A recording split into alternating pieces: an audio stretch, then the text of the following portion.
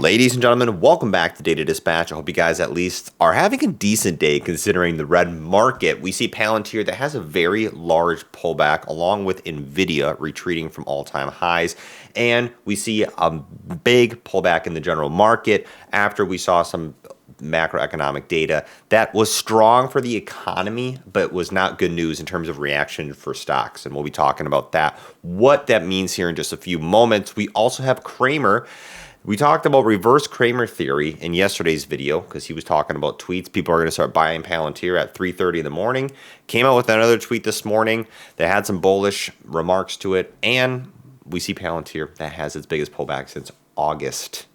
We'll be talking about that in just a second here, along with ARK Invest that's starting to unload a lot of shares. We see Palantir underneath $70 in the overnight trading hours on Robinhood. So we have a lot to cover.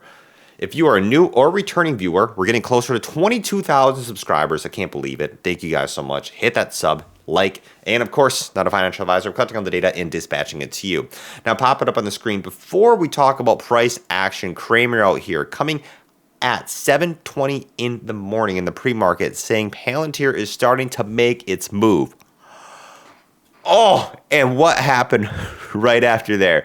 Palantir making its move here in the pre-market, and all of a sudden, a big slump. You see Palantir right now is at 69.67 in the overnight hours, down about 8.5%, including the after hours. Palantir is going to be testing the $70 level of support that we've seen here. This is what's going to be happening tomorrow. Will we see a buying back, a reversal here, or continuation of downward pressure?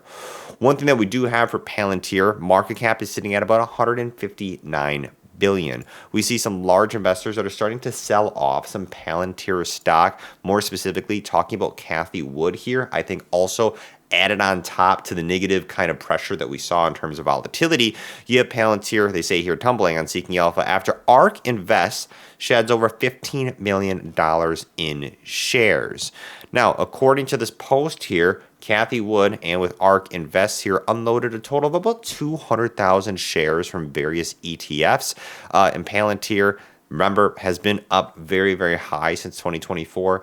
Valuation has been one of the biggest concerns in terms of the risk for downside potential. And remember in the video and yesterday we talked about Morgan Stanley, just as a reminder, a lot of you guys probably already know this, assumed the coverage of PLTR and gave it that underweight rating here, citing its valuation.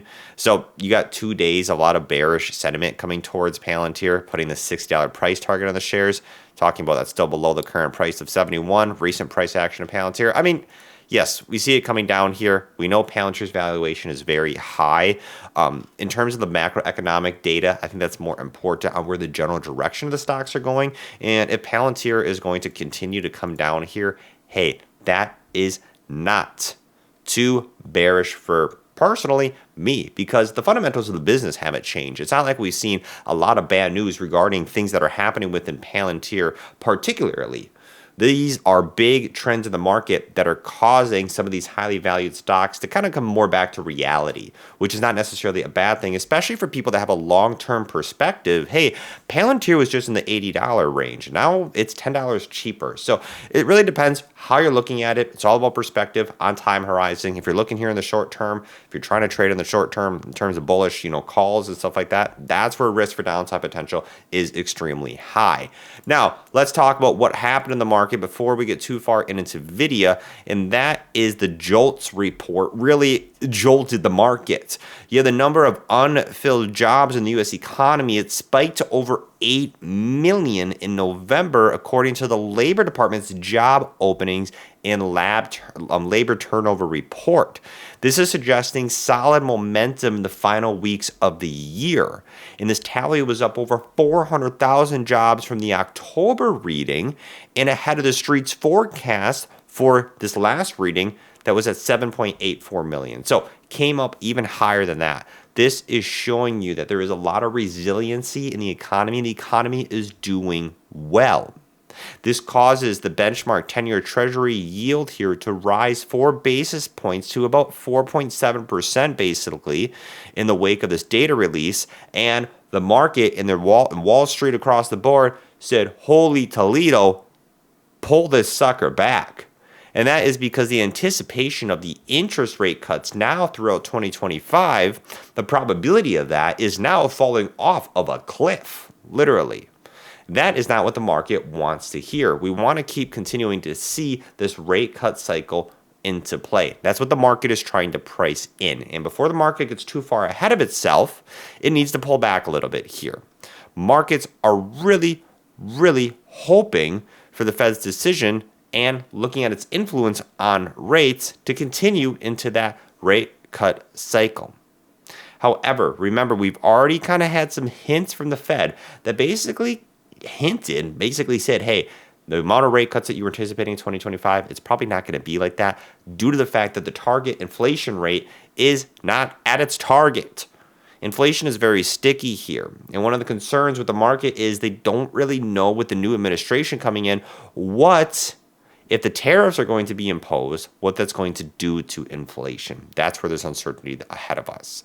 In terms of the reactions, what we're seeing here is pulling back. And we also have remarks from the FOMC that's going to be coming out here from the Fed that we're going to be anticipating. And also, this is raising the stakes for Friday's report of a coming update on the U.S. job markets. Economists are hoping to see a slowdown in overall hiring. Hoping. I don't know. The fact that we just got the JOLTS report here saying, hey, we got 8 million jobs open, way more than you guys expected. That shows here that, hey, hiring could be up higher depending on those positions are getting filled. If this does not come to fruition here in terms of what the economists are expecting, that's where I think we can see further pullback in the market. They're looking for growth of 156,000 jobs in December. So the Fed in this range, keeping here also, we have Thursday. The market's going to be closed. Not a ton of bullishness. Now, a reversal could happen anytime. We could see people buying the dip on this, as we do also have a lot of investors, like big people like Tom Lee, anticipating a bullish first half of 2025. We'll see what happens there. One of the big things that brought down the market today was NVIDIA, just due to its weight on the market. You can see NASDAQ comes down about 1.9% here, after NVIDIA is currently having it's at the CES. We talked about this a few videos ago.